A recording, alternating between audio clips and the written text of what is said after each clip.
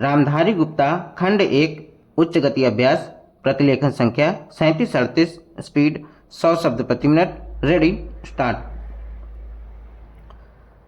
उपाध्यक्ष महोदय, बजट पर जो चर्चा चल रही है उसमें भाग लेते हुए मैं भी अपने विचार सदन के सामने प्रस्तुत करना चाहता हूं।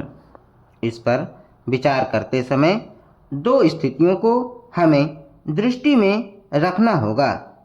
एक दृष्टि यह है कि किस स्थिति से हमारा देश गुजर रहा है, उसमें हमें क्या करना है, और दूसरी दृष्टि यह है कि भविष्य में देश को किस दिशा में ले जाना चाहते हैं।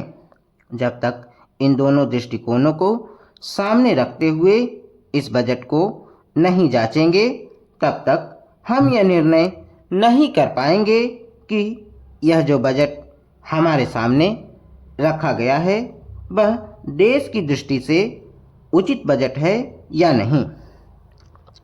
जब मैं इस समय की स्थिति को देखता हूँ तो मेरे सामने देश की संकटकालीन स्थिति आ जाती है। किस तरह से चीन और पाकिस्तान की तरफ से हमको खतरा है, किस तरह से वे देश हम पर हमला करना चाहते हैं, और किस तरह से हमारी आपसी एकता को मिटाकर हमको लड़ाकर देश में देशद्रोह फैलाना चाहते हैं।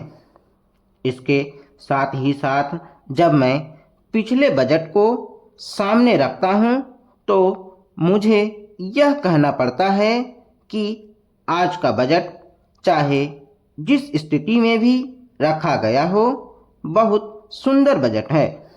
एक ईमानदार कोशिश हमारे वित्त मंत्री महोदय ने इस बजट को तैयार करते समय की है, लेकिन एक राजनीतिज्ञ की दृष्टि से जब मैं देश के भविष्य की ओर देखता हूं तो मुझे यह कहने में कोई संकोच नहीं होता है कि कोई विशेष समाधान इस बजट से नहीं निकलता। मैं जिस पार्टी से संबंध रखता हूं उसका जो उद्देश्य है उसको सामने रखते हुए मैं यह कह सकता हूं कि जो हमारे सामने आदर्श हैं वे सब आज ही पूरे नहीं हो सकते।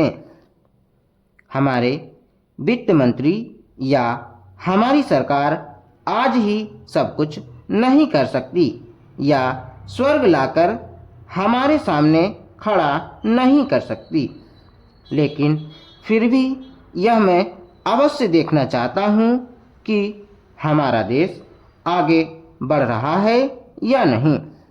जिस दिशा में हम आगे नहीं बढ़ रहे हैं उसे देखकर मुझे निराशा अवश्य होती है।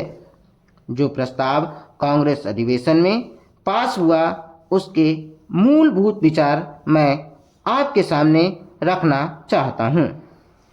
वहाँ हमने यह निश्चय किया था कि वर्तमान पंचवर्षीय योजना खत्म होने तक देश की जनता की जरूरत की चीज़ें पूरी कर दी जाएंगी। उपाध्यक्ष महोदय, उसमें हमने साफ साफ कहा था कि जो गरीब वर्ग है, जिसकी गरीबी के बारे में सभी जानते हैं, उसको देश की आमदनी का जो औसत है वह अवश्य ही मिल जाएगा, और इस दिशा में हमारा प्रयत्न जारी रहे। हमारा जो बजट है उसको जब तक अपनी आर्थिक व्यवस्था या अपने विचारों के अनुसार नहीं आंकेंगे तब तक उस ध्येय की पूर्ति नहीं हो सकती। यदि इस दृष्टि से अपने बजट को देखते हैं तो हम इसे ना अधिक और ना कम नंबर दे सकते हैं। मेरी प्रार्थना यह है कि सरकारी या सरकार जिन संस्थाओं को सहयोग देती है उन्हें आदेश दिया जाए कि वे देश की उन्नति का विचार करें, परंतु खाने की पुष्टि देकर नहीं। यह कार्य शीघ्र से शीघ्र होना चाहिए। इसका कारण यह है कि उच्च श्रेणी आम जनता का आदर्श होती है और जो कुछ उच्च श्रेणी के लोग करते हैं उसकी नकल कनिष्ठ श्रेणी के लोग करते हैं। इसलिए यह काम पहले उच्च श्रेणी पर हो जाए तो आम जनता पर उसका प्रभाव अवश्य गहरा पड़ेगा। सप्ताह में 2 बार भोजन छोड़ने का जो मेरा सुझाव है, इससे न केवल अनाज वरन ईंधन, तेल, कोयला आदि सब की बचत होगी। भोजन छोड़ने के अलावा अन्न बचाने का और भी एक तरीका है, वह भी सामूहिक सामाजिक श्रेणी पर किया जा सकता है। जानते हैं कि इस देश में 10% अन्न कौन खराब करता है?